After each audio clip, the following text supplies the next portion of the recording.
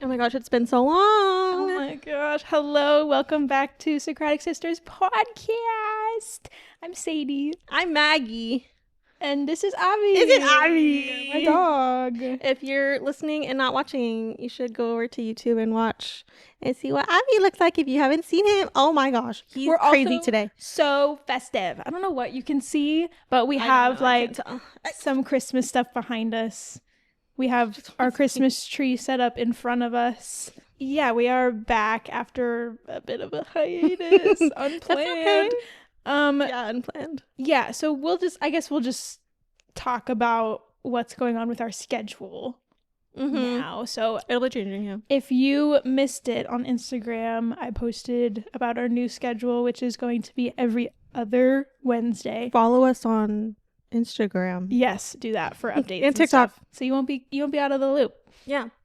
But we are moving to every other Wednesday instead of every Wednesday. So we'll have 2 episodes a month. We're still gonna switch off. One of my friends called me and was like, does this mean you're like cutting Maggie or something? I was like, no, like we're still gonna switch off and Maggie's take turns. out of it. She doesn't want to be a part of it anymore. I was like, she's dead to me. I was like, yeah, she needs some practice reading out loud, but like other than that, it's fine. Like, I'm sorry. no, like I've been getting better. I can't just be Socratic sister. We are Socratic sisters together. Bummer. I don't know. You're just gonna have to deal with me, I guess. Yeah, I'm stuck with Maggie, so that was my plan, but it's not gonna work. Bummer. No, but okay, and I mean this with Oh. no ill will towards Maggie. My husband is calling me. One sec. Hello. Good. How are you? You're interrupting. Anyway, like I was saying, I do probably 75% of the work for the podcast. I just show up, guys. Yeah, and I mean that, like I said, I mean that with no ill will towards Maggie. Like, that's just how it worked out because I have the experience with editing. You have the equipment. And yeah, I have all the equipment. Like, And you had the space right now? Yes. Yeah. It just has worked out that way. And so Maggie's workload with the podcast is write episode, show up. And mine's a lot Do more research, than that. show up. But sometimes I even am not good at doing that. Yeah, sometimes she's on thin ice, okay? But so basically I am also a full-time student at the moment. And so with that and all the work that I've done for the podcast, it doesn't really work in my schedule, and I've been kind of overworking myself. So, and we don't want that. We don't want that. We don't want to burn out. So ideally, we just focus on quality and not quantity. And so we're going to cut the amount of episodes that we have. That way I'm able to manage all the stuff that I have to manage for it. I wonder if we could maybe make them not longer, but like maybe when we have more complex topics, we can really dive deep into it now, and we don't have to worry about like, oh, we have to do another recording next week, or we have to do double this week, next week, you know. We won't be so worried about like cranking out 2 episodes in one sitting or like having to skip weeks because we're busy. Like, it'll just work a lot better for our schedules because right now we're not making any money off of this. This is just a hobby, and so we're gonna treat it like a hobby. I actually might have, well, I have to talk to you about it, but I might have a sponsor. Really? Maybe like a local one, but okay, we'll see. And that's another thing, like I've been wanting to be able to have the time to reach out to sponsors and like try to get some sponsorships. I just know a lot of people with businesses. Yeah, that's at this great. point. That's so great. I'm like, maybe if we know you and you have a business and you're willing to give us money for an ad read, like please reach out. Yeah. We are so down. We would love to do that. If the business relates to like what we do what we believe in, and we want to know that we can apply that business to ourselves. If we feel good about it, we'll see what happens. Yeah, I agree. Yeah, cool. Yeah. So That's why I guess my post was a little cryptic. I was like, Sadie's gonna tell you why. That's the reason why. I'm just too busy. And busy I would much rather do that than have to like teach Maggie how to edit. I don't think editing is my strong suit. I can barely edit the TikToks are already edited for me. So I just basically post it and add captions to it. I forgot. Maggie's other job is taking the already created TikToks that I edit from the Google Drive where I put them on TikTok, and then uploading them on TikTok. Add closed captions and then try to figure out what to say on it. and hope it gets views, which our last one got a few views. Some of them have been. Our last one got a good amount of views. Pretty good. Yeah, I was excited about it. Yeah, another thing, I want to be able to put at least one TikTok for every episode because that's how we get the most engagement. And I really like seeing the goofy little clips. I love those moments. Like, it works so well. Every time you pick a moment, I'm like, oh, that's hilarious. Like, yeah, that's a perfect TikTok. I will say that is probably my least favorite part about... Okay, no, I have two least favorite parts about running the podcast. Okay. Ready? Yeah. It's trying to decide which moment is the TikTok moment. Yeah, because you don't know what's going to go viral. Yeah. Once I decide, like, I edit it and it's fine. But deciding is the hard part because I have to, like, pretty much watch through the whole thing and be like, could that no, it's too long. Yeah. And then the second one is deciding what the screenshot for the thumbnail is going to be. Because I also make the thumbnails. Yeah, she makes me really ugly sometimes. I'm like, oh, can you not do that? And she's like, I can change it. I'm like, yeah, please. That was one time. I looked really ugly. That was one time. I just didn't consider. I don't know. I was just. It was late. I was like, I literally. Okay, for that episode, I edit on my laptop, right? And so, since they're in 4K, they take a while to render. Yeah, that's fair. And so I edited up until like 1 a.m. and then I was like, okay, I'll just let it render while I fall asleep. And so I did that. Woke up for class the next morning. Oh my god. At like 9. And then as soon as I woke up, I opened up my laptop, which was on the floor next to my bed, and I scrolled through, quickly found a screenshot, and then made the thumbnail. Like, I look good. I'll just keep going with that one. And then I made the thumbnail while I was in class, and then uploaded it. Of course, yeah. But it's like, that's the worst part. I hate doing that because I have to. And you run the Instagram. I can run the Instagram if you need me to. I think. Yeah, maybe. Yeah, I can do that. Okay, Maggie's the social media. Let me know when you have all the stuff to post and I'll post it. Okay, Maggie's gonna be the social media person now. It has been me, but from now on it's gonna be Maggie. I think that's a great idea. I think that's good. I have time now. Yeah. So make me work a little bit. Great. Awesome. But not edit. I will be a terrible editor. Cool. Hope you guys like it because you have no choice. Yeah, it's actually all about us. So it's our podcast. Oh, sorry. Are you the Socratic sisters? Are you a Socratic sister? Huh? No, I'm pretty sure we're the ones. Us. Yeah, we're the ones on the Apple podcast. It says Maggie and Sadie. Does it not? She's ready to fight. What else? Dr. Pepper. If Dr. Pepper sponsor us. Dr. Pepper, Dutch Bros. Dutch Bros. We always have Dutch Bros. Not sponsored, but I don't think they do sponsors. We're giving you free sponsors right now. I don't think they would sponsor us, actually, based on what I've said about them in the past. That's a good point. I did used to work there, and I had a terrible experience, so That's a good point. Never mind, maybe not Dutch Bros. That's okay. We'll forgive you. What else? Christmas tree sponsor us. Yeah, Christmas. Whatever. Should we just get into let's just get into it. Okay. Sorry, guys. Okay. So I'm interested because I don't know what this is. Yeah.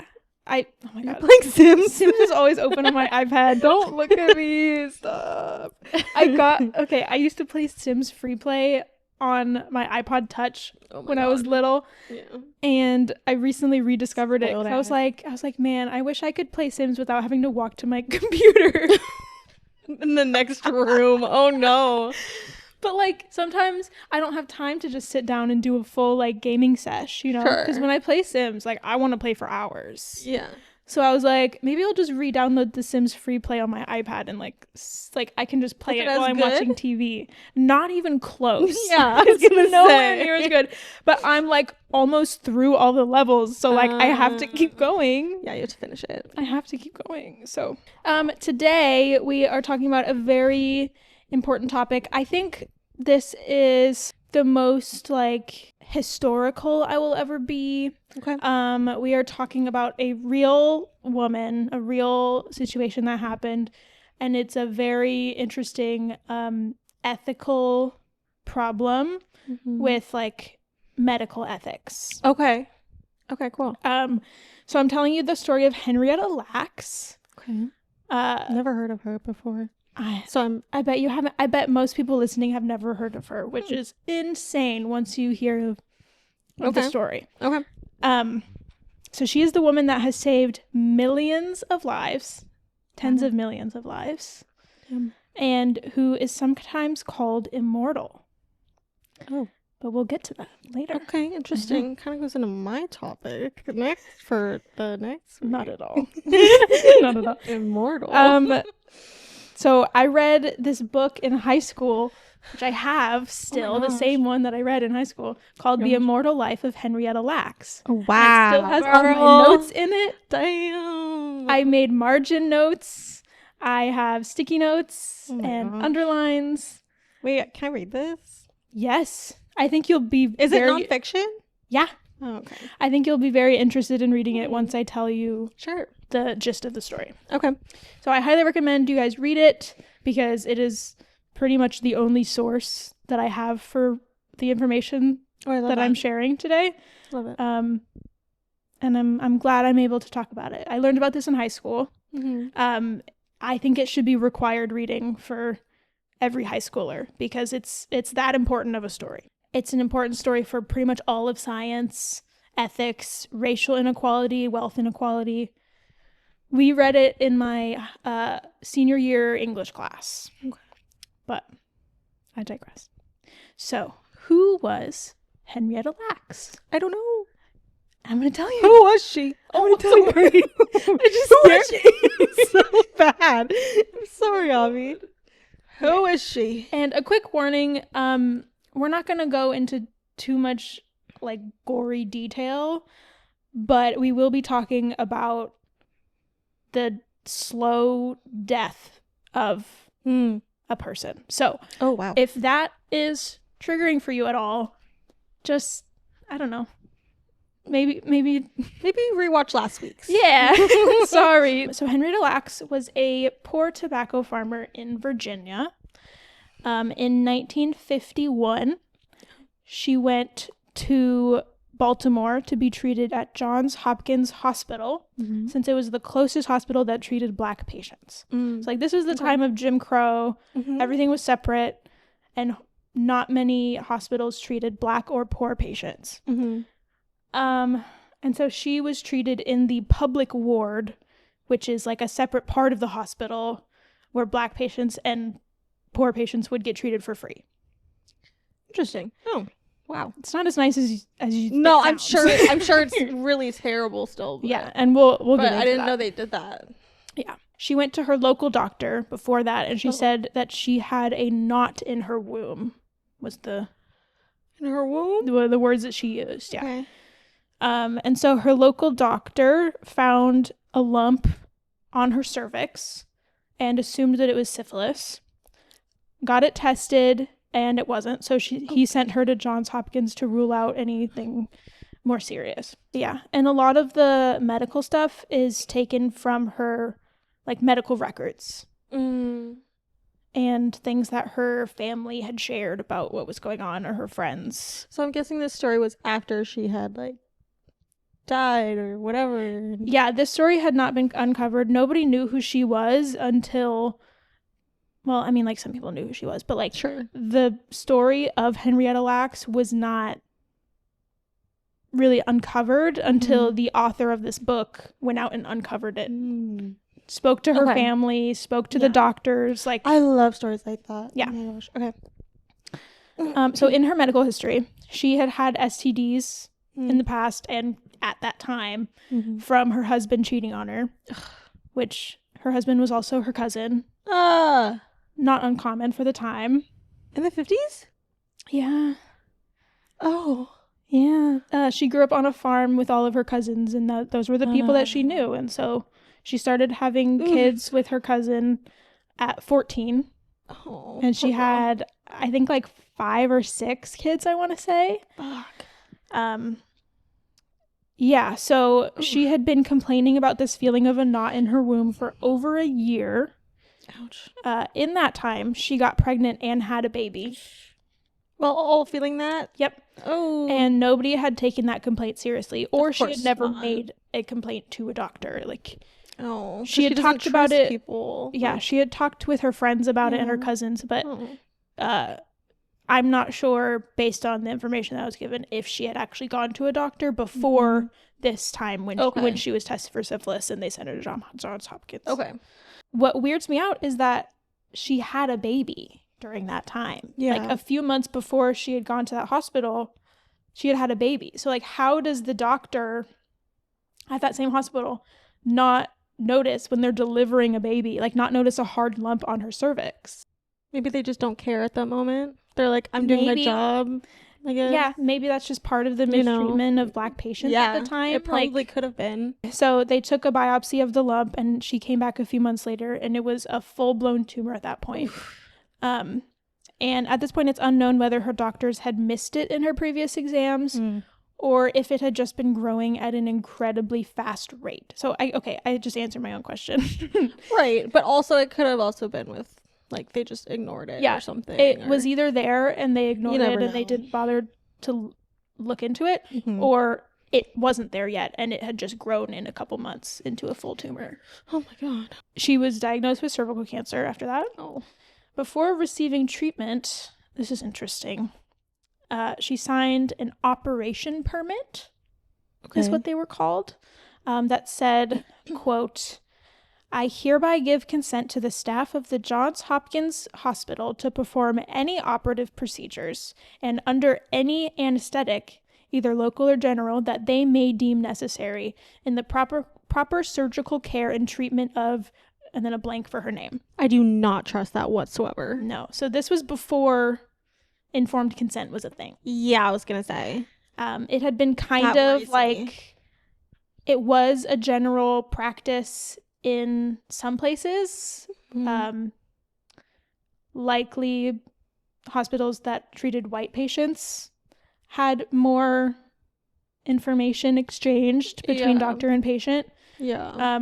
But at this time, like, in this public ward, there was not much care about what would happen. And there was a disconnect and kind of blind trust from patients that their doctor's going to do what's best for them.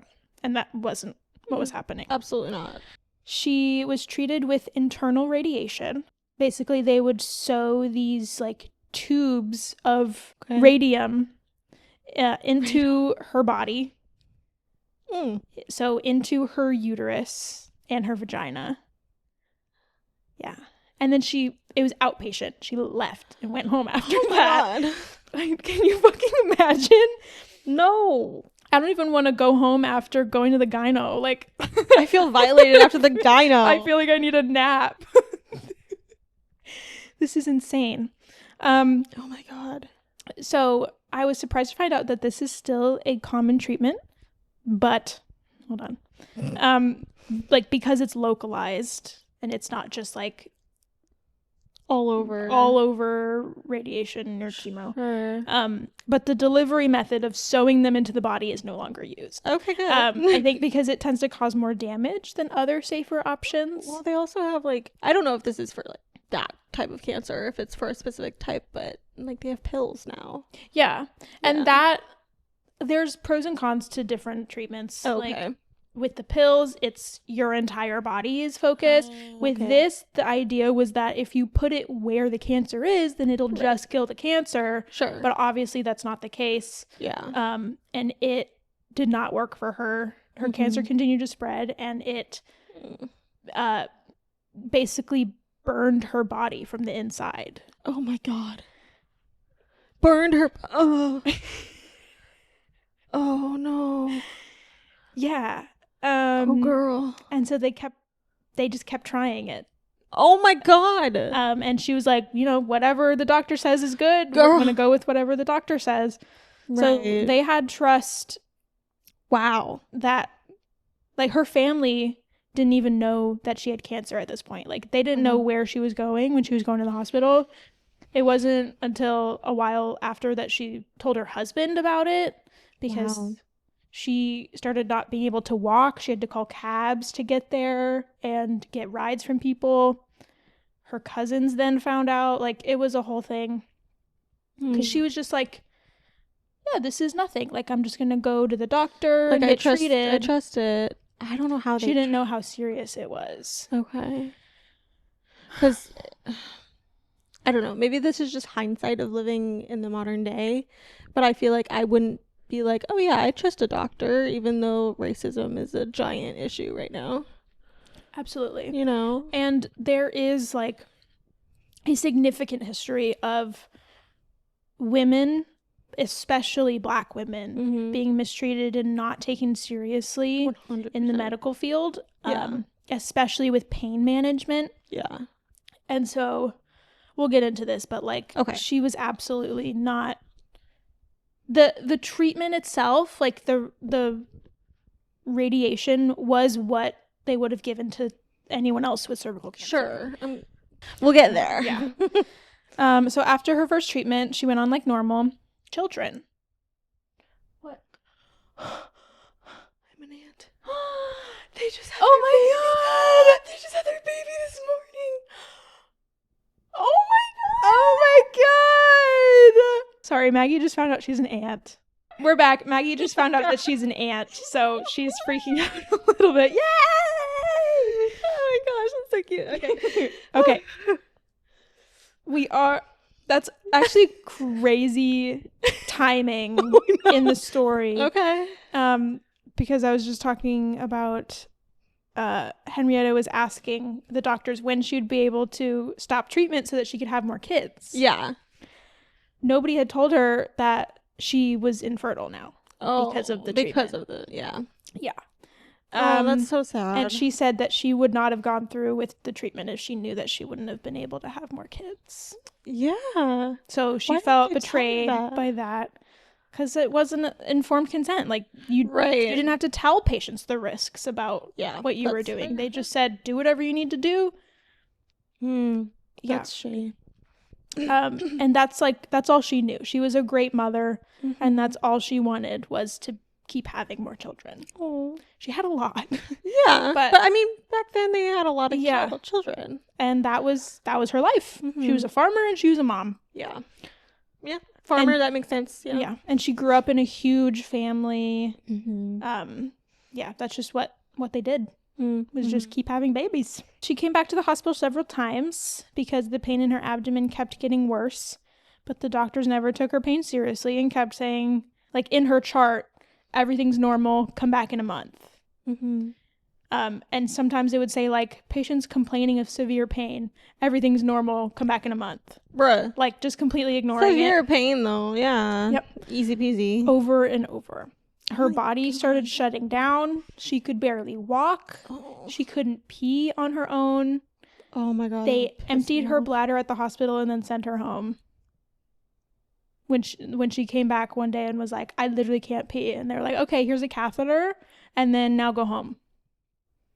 During this entire time, she was never admitted for a night in the hospital. She walked there and back until she couldn't walk anymore and took a cab. Oh my God. Yeah. Because I think it was part of the public ward was like, you came and got treatment and then you went home. Like, they couldn't afford to take care of people that weren't paying for their bills, which is ridiculous. Bullshit. Yeah. Stupid. 3 days after that, she came back again, and a doctor felt a stony hard mass when he pressed on her abdomen. And so they did x-rays, and that showed that her cancer had spread and caused several new tumors. Fuck. In the matter of a couple months. Okay. That's fast. Very fast. And they said, well, this is inoperable. We can't operate on this. Yeah, they made a note in a record that she was in severe pain and then sent her home again. Okay. She had to beg to be able to stay in the hospital because up until now she'd been coming and going. It was January when she was first diagnosed, and now it's August. Oh my God. So she's coming and going and from the hospital. Almost a year. Yeah. Oh, thank God. She was finally admitted, and at this point she could hardly move. And they finally started trying pain medications to just relieve her of some pain. Wow, finally. Right? Wow. Huh, interesting. Damn. Nothing would give her any relief. New tumors began to pop up almost daily. The doctors were so at a loss. They started blood transfusions to flush out all the toxins in her body and gave her morphine for the pain, but there was really nothing they could have done at this point. So they just tried to make her comfortable in her last few weeks. I mean, fuck. Yeah. They even, they banned her children from visiting her because every time they would leave, she would be in so much distress. Oh. And just like wailing, so just heartbroken. Oh. So her husband would bring her kids outside her window and she would walk over to the window. That's even worse. Until she couldn't walk anymore a couple days later. Oh my God. And so they were just showing up and just looking at the window. Stop. That's so sad. She died in October of the same year after being in the hospital for 2 months. And this is infuriating what I'm about to say. Okay. And the rest of the story, really. Okay. So during her treatment procedures, her doctor cut out pieces of the tumor to be used in their own research without Henrietta's knowledge. George Guy, a cell biologist at Johns Hopkins, got the cell sample from Henrietta's doctor, like the sample of her tumor, because he had been trying to find a way to get cells to grow outside of the body. What? Because they hadn't been able to grow human cells. Like, as soon as you take cells out of the human body, they die. And so they had been trying to make a cell line that would multiply infinitely. Why, though? So that they could use the cells to do testing and stuff. Oh, okay. They had been, I hate to use this word, harvesting cells from people at the hospital in the public ward. That reminds me of, like, Squid Game. You know? Sure. Yeah, but it's just cells. But I mean, yeah, I guess, but and they're not from dead bodies, they're from alive. Okay, yeah, that's fair. Patients. But that's just what I thought of, okay? Yeah. Sorry. Anyway. Ew. Yeah. And so they had been doing this, they'd get another cell sample, put it on a shelf, and like they'd die, and they'd be like, all right, we'll try again later. Get another one. He got Henrietta's cells, and they started to multiply very quickly. Wow. And they created the first immortal human cell line, often called HeLa cells for her initials. Okay. HeLa. Interesting. Yeah. So her cells were the only ones that were multiplying. Yeah. That's crazy. At the time. Now we have an infinite number of cell lines, I think. There's a lot. But the primary one is Henrietta's cell line. Okay, shit. And there are people that work with these cells all over the world and have no idea where they came from. Oh my God. Which is why I'm like this needs to be required. That's especially really if you're like going into the medical field or science, anything. Like, it's good to know. You should know what you're doing, where they came from, all that. Yeah. So that's why they call her immortal. Yeah. Because her DNA is literally still living on forever.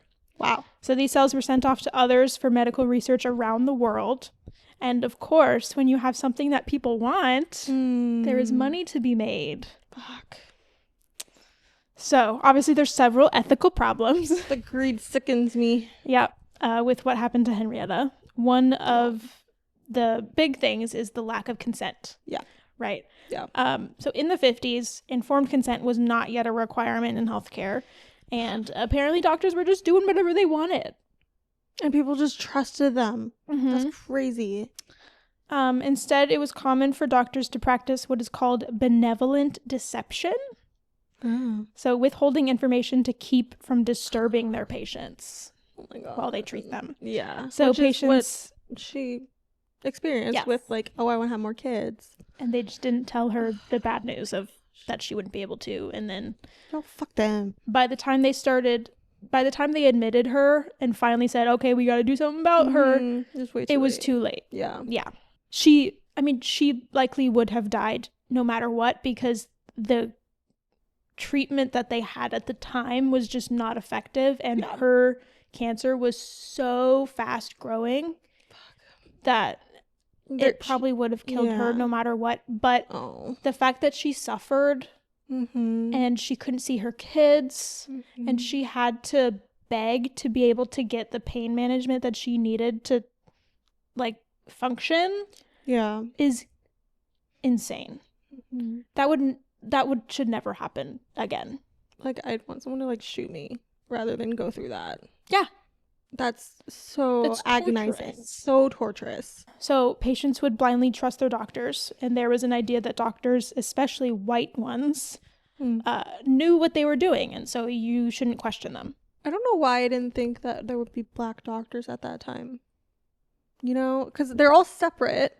I would definitely say the majority of them were white. Yeah, that would make sense. But like, I didn't know they were like, some of them were allowed to have jobs like that. Actually don't know where the world was at in the 50s in that. It feels like it's a little further than it was, but not enough. This was still like... It was separate. It was like integration laws. Yeah. Like, everything was still separate. Like, water fountains were still separate. I'm trying to think of like the Help the movie The Help. Like, that's around that time. I'm trying to think of like, because they were separate, but they still had, I don't know.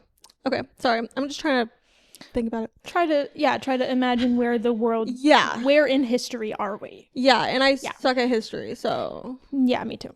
and the book does go into more detail about where the world was at that point. Okay. And where it was at when Henrietta was growing up, and like her education was just maybe 6th grade education, I think I want to say. I mean, that's... Honestly, I feel like that's pretty good for the time. It's not bad. Yeah. But compared to like... when she's in a room with these doctors who are not explaining what's going on, like, she doesn't know what a biopsy is. She doesn't know what's going on. She just thinks they're trying to help her. And so she's just going to say, let's just do whatever needs to happen. Here's my written consent for you to do whatever you want to do.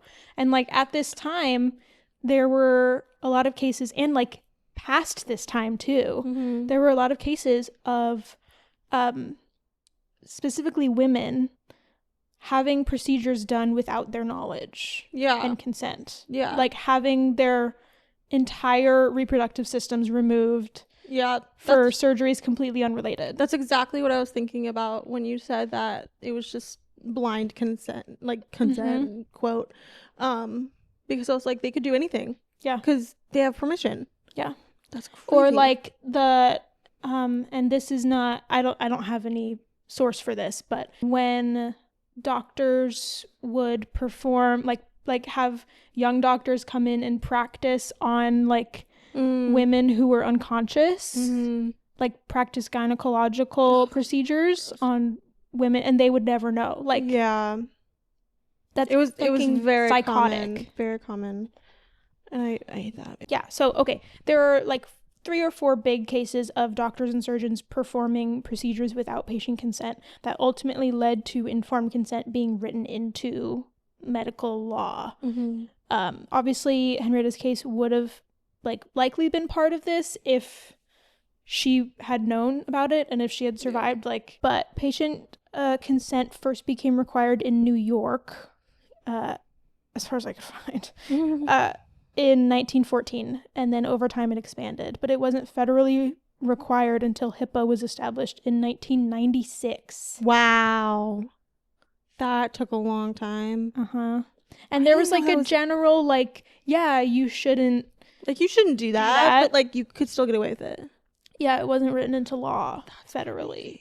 And honestly, like trying to find exact dates for this was really hard because it's like such a murky situation, because like it was already written into law in the 50s that you couldn't take any part of a person's body after they were dead. Right. But you could to a living patient. So once Henrietta died, they couldn't take any of her cells. But since she was still alive, they were able to take They were allowed to because there wasn't a specific law against it. That's a terrible loophole. Yeah.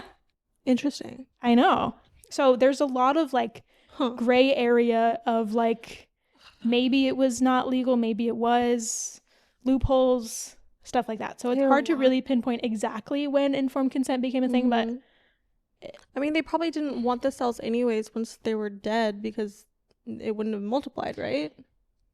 I don't know. I mean, we don't know because we're not in the medical field, but like that's where my mind goes. I'm like, I mean, if she's already dead, her cells are dead at that point. I don't know how cancer works in that case because it was specifically tumor cells. Okay, they also, when they took her cells from her tumor, they also took some healthy cells, and those ones died immediately, just like all the other ones. But the tumor cells survived and kept multiplying and are still multiplying to this day. Like they double almost daily. That's crazy. So you have to like contain them really well so they don't like spread.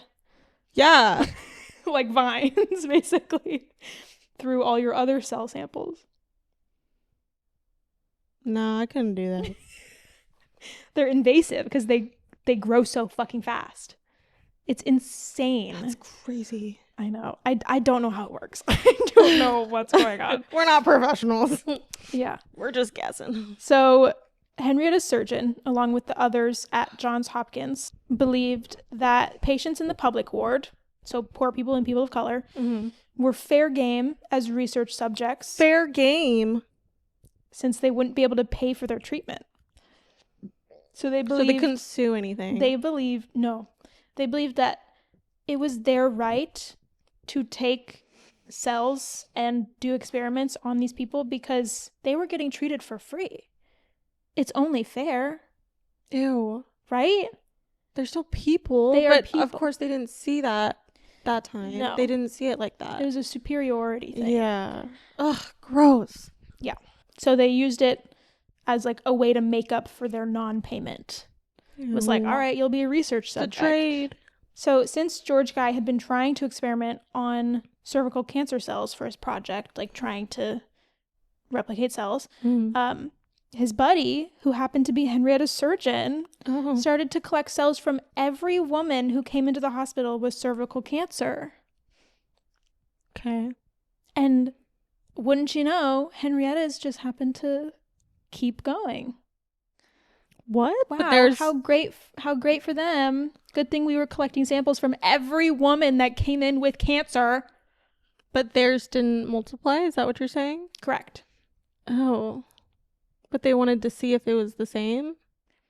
They had a belief that these cancer cells, they would find cancer cells that did cancer. That. Okay. And they found that with Henrietta's. It's so fucked up. Yeah. Oh. Like, if that's what you're doing, just tell her, like, hey, we're going to take some of your cells. And she'd say, okay. She probably would have been fine with it. Probably. She'd be like, are you still going to treat me? Okay, great. Literally. But because they didn't get that consent, it is entirely unethical. And the fact that they are profiting off of it. 100%. That's insane. Still profiting off of it. If you go to the website of the company that has them, what is the company? Several companies have them now, okay, but like the main one that recently got sued, you can just like, anyone can just go like buy cells. Like you can just buy them. Is that like black market shit, or is that like no, this regular... is real. This is like a recognized shit. Like That's place where you crazy. buy cells to experiment on. Like, I don't know how it works. I have no That's idea. fucking crazy. But it's insane. I didn't know that was a thing. Yeah. So there was a similar issue to Henrietta's that was brought up in the California Supreme Court, the case of Moore versus Regents of University of California in 1990, where a male patient was being treated for leukemia at UCLA, and his cells of his spleen were taken without his consent and profited off of. And the court ruled that a person's discarded tissue and their cells are not their property and they can be commercialized by other people. And that person has no property rights over profits made using their own cells, regardless of whether those cells were taken with or without their knowledge. That's insane. You don't have any right to your own parts of your body. Correct. Once they are exited from your body. If it is a useful, like if it's a replenishable part of your body, like a cell. Yeah. But that doesn't make sense. They just have the right to profit off of them. Scumbags. Right? So that was California. That was in 1990. I don't know how things have changed now, but this was... Yeah. I mean, that was before HIPAA. Because HIPAA was 1996. I think but it was like going towards it. Now they have to ask you. Mm-hmm. And now it's more of like a donation thing. Like you donate cells to science. Right. Or like if you're an organ money donor or something. If you're an organ donor, they collect cells and they also collect any organs that are usable. Like knowing that you're an organ donor is that consent. Yes. So you're giving that consent So that is consensual. It's also like they need that express consent because again, you can't take anything from a dead body without express consent. Yeah. But for a while, you could from a living body, which doesn't make any fucking sense. Crazy. Henrietta, now we're going to talk about the Lacks family. Okay. So Henrietta had 5 children, the youngest born just months before her cancer diagnosis. Since this was a time before informed consent, Henrietta was never told about how important her cells would be to humanity. And her family didn't know either until the writer Rebecca Skloot of this book reached out to work with them, mostly with Henrietta's daughter Deborah. And they worked together to uncover the story of Henrietta Lacks and to share it with the world. And this book was published in 2009, I want to say, 9 or 7. Okay. Since then, there's been a movie. So if you're too lazy to read the book, you can watch the movie. Cool. It's on Hulu. Hell yeah. Okay. I might. But I really enjoy the book. Mm-hmm. Because you're able to really get the whole picture. The whole picture. Yeah. So after Henrietta died, her husband and her children were brought in for testing. They were told that they were being tested to see if they also had cancer. But in reality, they were researching the family's genes to investigate how her cells had multiplied the way that they did. So they lied to the family and obviously did not get informed consent from them to do blood tests and other various tests. The world was able to benefit, but her doctors, the people who were supposed to take care of her, mistreated her to make it happen. And the family was never compensated for Henrietta's cells being stolen. Oh my God. Until 2023. What? When the Lacks family settled a lawsuit against Thermo Fisher Scientific, which is the company I was just talking about. Oh, fuck. Who they claimed had been unjustly enriched by growing and selling samples of HeLa cells. Okay. They settled this for an undisclosed amount of money. But based on what I know about the family from the book, it was probably not so much about the money, but mostly the admission of wrongdoing to Henrietta. Yeah, absolutely. They wanted justice for her. Yes. Yeah. Her family have also worked with the NIH to establish the HeLa Genome Committee, made up of a few members of the Lacks family and some scientists. So anyone who wants to use Henrietta's cells for research have to submit an application to be approved. So her family is now able to take back some control and give consent for her cells to be used. That's awesome. Okay, good. Yeah. Since the 90s, Henrietta Lacks has been recognized countless times with medals, awards, statues, buildings, and streets named after her, an honorary doctorate in public service. Wow. Schools named after her, research facilities, a planet named after her. What? a microplanet. Sure. But, an induction into the Maryland Women's Hall of Fame, and lots of recognition from Johns Hopkins University. Amazing. Where she was treated. They have done a lot to make it very clear what happened to Henrietta in their care was wrong.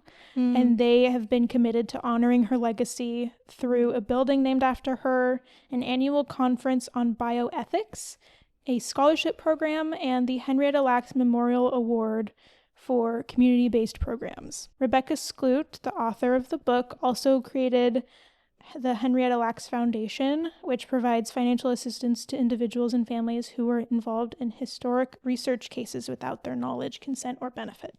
Wow. So that's a lot of Henrietta's family, also family of the subjects of the Tuskegee syphilis experiments, and some other notable experiments where people, mostly Black people, were mistreated. So it's estimated that Henrietta's cells have saved over 10 million lives.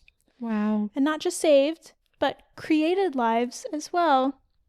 Because of the research done with the HeLa cell line, we have the polio vaccine, a bunch of other life-saving vaccines, the COVID vaccine, HPV vaccine, because at the time they didn't know that HPV and cancer were related. And it was found out that her cancer was caused by HPV. Wow. Okay.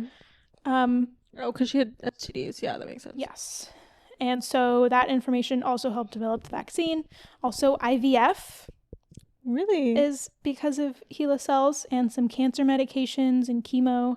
They were sent into space to see what would happen to human cells in zero gravity before we sent a person up there. Oh my gosh. They were the first cells to be cloned and the first genes to be mapped out were HeLa cells, were her genes. That's crazy. And so that's why people call her immortal, because her DNA still alive is going to live forever. Yeah.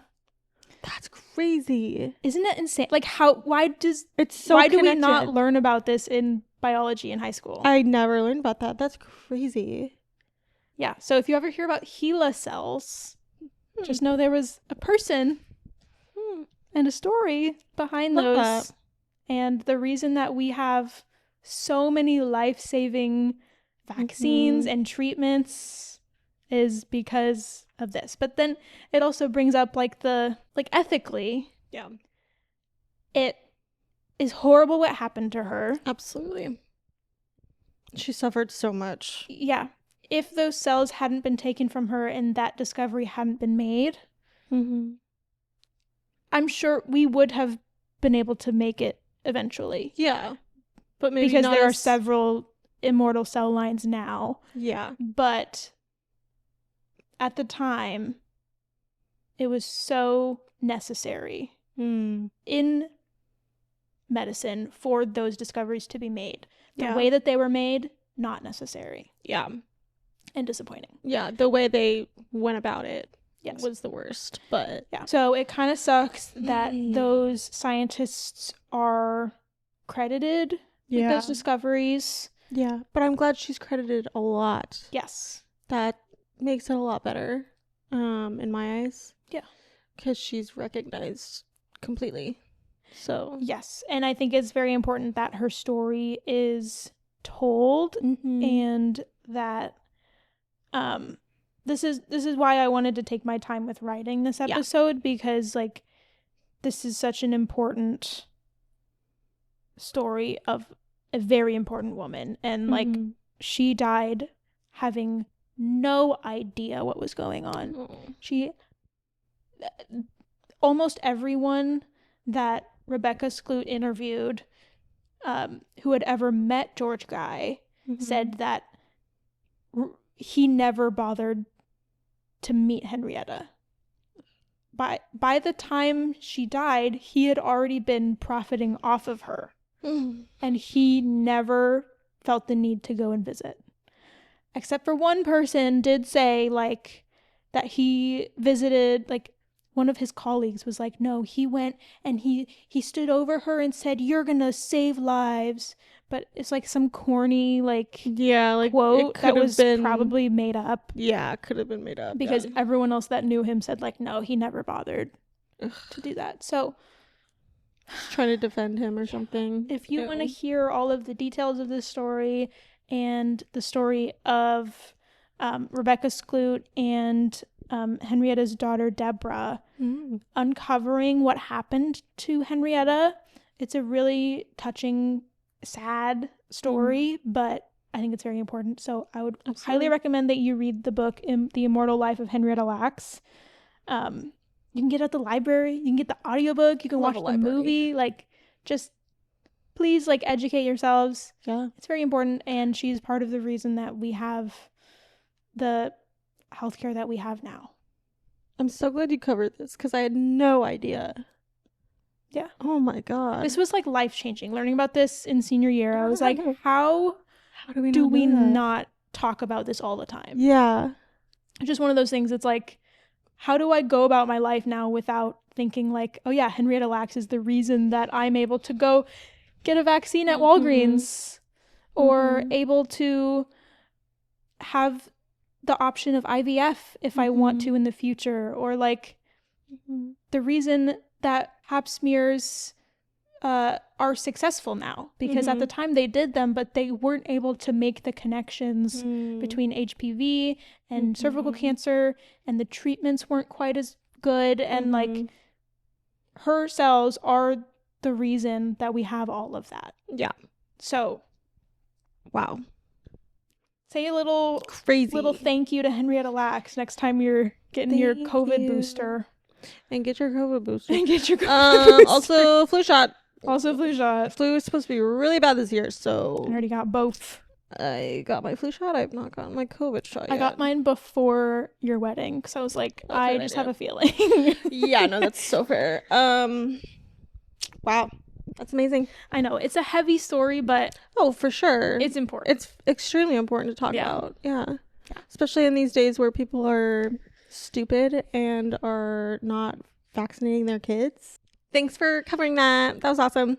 Follow us everywhere. We will be back with another episode in 2 weeks. 2 weeks. Every other Wednesday now. And yeah, happy holidays. I think this one's gonna be our last one before Thanksgiving. So happy Thanksgiving if you celebrate Thanksgiving. Eat some good food. Eat some delicious food. Don't forget to hang out with your family. Don't forget to what was I gonna say? She forgot. Donate to your food banks. Help as much as you can. With SNAP being taken away, it's very hard for a lot of people right now. It's restored now. Okay, good. Do what you can. Help your neighbors. Help the people that especially around these times when people don't have food, when they want to have that experience of the holidays and they can't. It's always great to help out, and angel trees or food banks. I would love to do an angel tree here. I know, I've been wanting to do when one I have a job. I'm gonna fuck up an angel tree. Okay, well. Okay, thanks for listening. Thanks, see you next 2 weeks. See you next 2. I don't know.